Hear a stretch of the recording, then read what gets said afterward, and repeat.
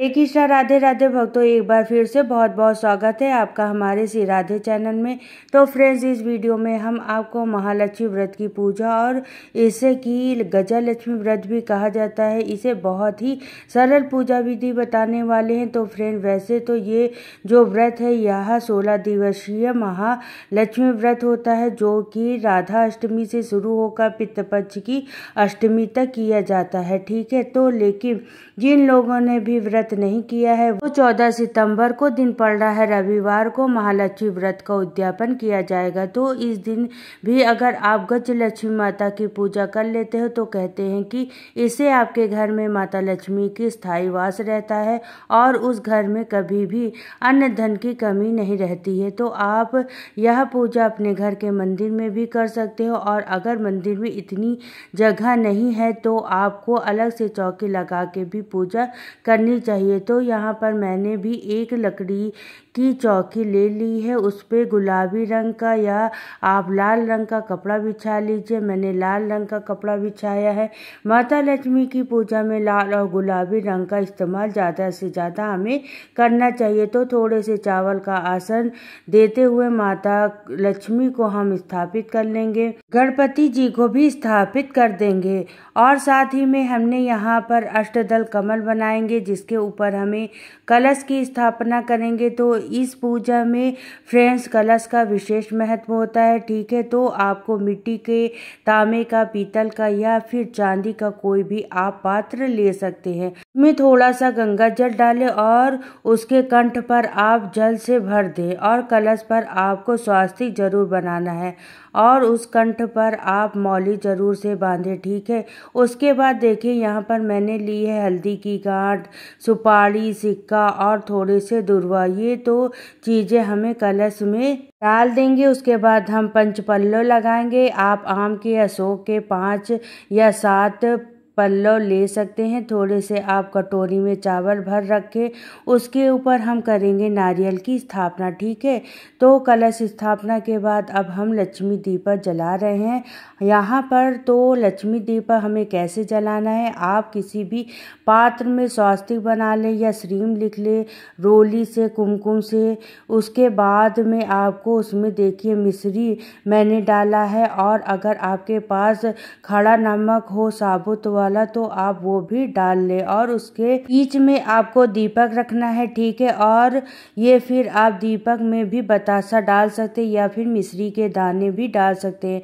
तो सबसे पहले दीपक का पूजन करेंगे। हल्दी कुमकुम, देखिए लाल रंग की कुमकुम भी मैंने ली है, साथ में आप कलावे की बाती भी ले ले दीपक में, और पुष्प हमें दीपक में अर्पित करेंगे। दीपक का पूजन करने के बाद अगर आपके पास माता लक्ष्मी के चरण है तो आप उनके चरण की भी पूजा आज के दिन जरूर से करें। ठीक है, और अगर आपके पास इस तरीके के चरण नहीं है तो माता के, तो आप क्या करेंगे, किसी भी प्लेट में आप रोली से या कुमकुम से माता के चरण बना लें और उनका भी यह पूजन करें। ठीक है, तो सबसे पहले आप गणेश जी का पूजन किया जाएगा। गणेश जी को हल्दी कुमकुम चंदन से तिलक किया जाएगा, अक्षत चढ़ाइए, उसके बाद दुर्वा चढ़ाइए, पुष्प चढ़ाइए। उसके बाद हमें गजराज का भी पूजन किया जाएगा कि माता लक्ष्मी को हमें घर पर लेकर आए हैं। और लाल गुड़हल की अगर आपको पुष्प मिल जाए तो माता लक्ष्मी को आप जरूर से चढ़ाएं।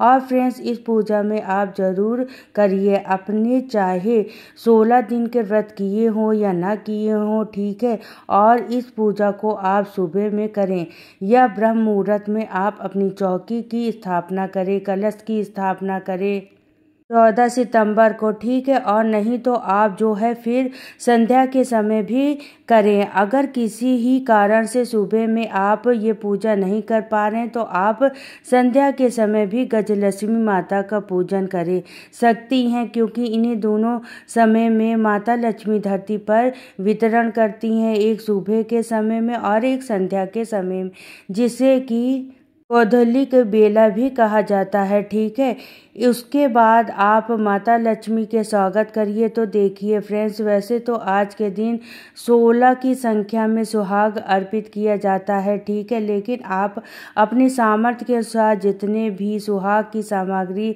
ले लें, आपको ज़रूर से अर्पित करनी चाहिए, ठीक है। कुछ दक्षिणा हम ज़रूर से अर्पित करेंगे। और मैं आपको बता दूं कि अगर आपके पास गजलक्ष्मी माता की फ़ोटो या कोई तस्वीर नहीं है तो आप घर में लक्ष्मी माता भी की फ़ोटो या मूर्ति आसानी से आप ले सकते हैं, उनकी भी पूजा आप कर सकते हैं।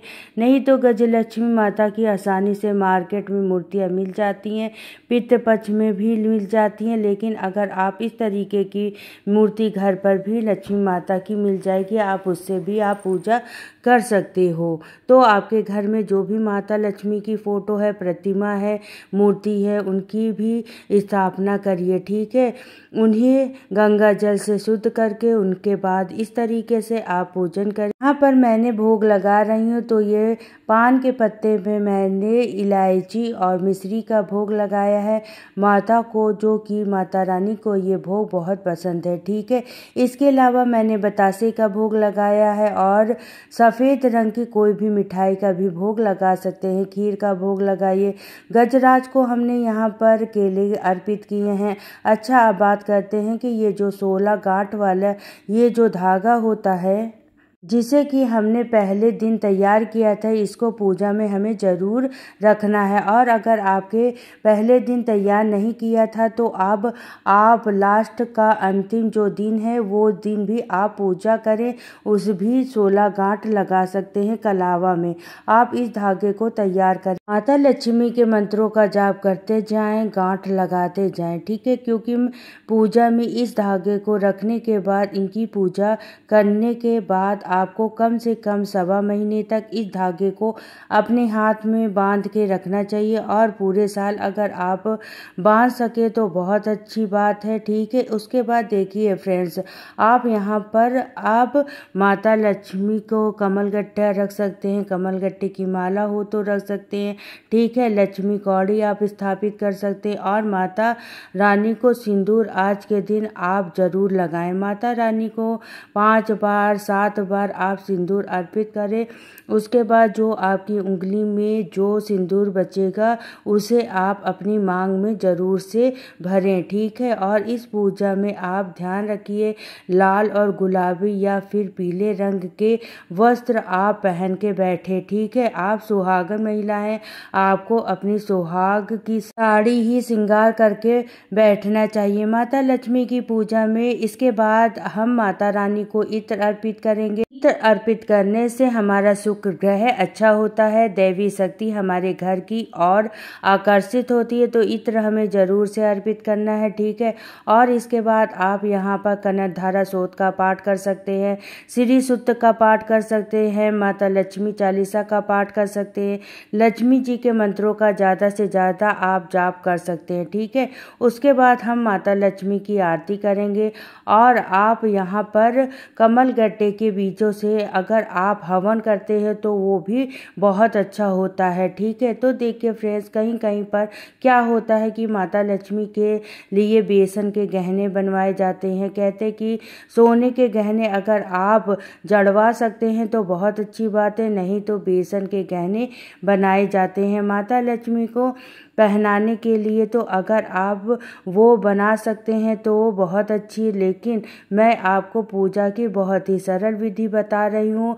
आप खीर का भोग आप ज़रूर से लगाएं आज के दिन माता रानी को, ठीक है। और पूजा आपको ज़रूर से करनी है। अच्छा, 16 दिन तक आप अगर माता रानी को पूजा नहीं की है, किसी भी प्रकार का दीपक नहीं जलाया है, तो आप जो आखिरी दिन है 14 तारीख को, उस दिन आप ज़रूर से दीपक जलाएं। साथ में आपको माता रानी की आरती ज़रूर से करनी चाहिए। तो मैंने यहाँ पर लौंग कपूर से आरती कर दी है माता की। उसके बाद आप क्षमा याचना जरूर करें, माता रानी से अपने घर में स्थायी निवास करने के लिए प्रार्थना करें, विनती करें, पूजा में रही कमियों के लिए क्षमा जरूर मांगे। तो फ्रेंड, पूजा का मैंने बहुत ही सरल तरीका आपको बताया। अगर आपको वीडियो पसंद आया हो तो वीडियो को लाइक जरूर से जरूर करिएगा, कमेंट जरूर करिएगा। अगर आप पहली बार आए हैं तो चैनल को सब्सक्राइब कर लीजिएगा। फिर मिलती हूँ नेक्स्ट वीडियो में। तो सभी को राधे राधे, जय श्री कृष्णा।